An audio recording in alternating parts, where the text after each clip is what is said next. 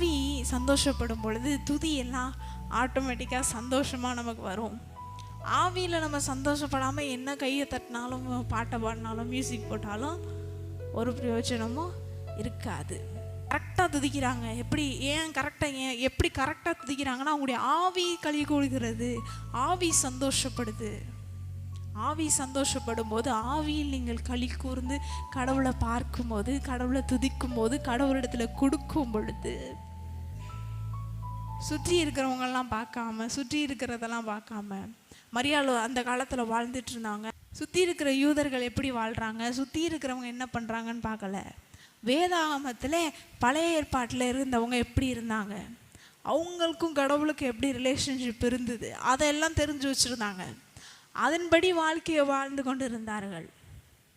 நம்மளும் இன்றைக்கி சுற்றி இருக்கிறவங்க என்ன பண்ணுறாங்க, சுற்றி இருக்கிறவங்கள எப்படி துதிக்கிறாங்க, சுற்றி இருக்கிறவங்க எப்படி கொடுக்குறாங்கன்றதை பார்க்காம உங்களுடைய ஆவிக்கும் கடவுளுக்கும் இருக்கிற தொடர்பு, அதை தொடர்பு இல்லைன்னா தொடர்பு படுத்துங்க.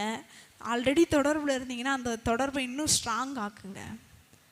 உங்கள் ஸ்பிரிட் கனெக்டாக இருந்தது அப்படின்னா, உங்கள் ஸ்பிரிட் கரெக்டாக இருந்ததுன்னா கொடுக்குறதுல, துதிக்கிறதுல, ஜெபிக்கிறதுல, எதுலேயுமே நீங்கள் எதையும் தவற விட மாட்டீங்க.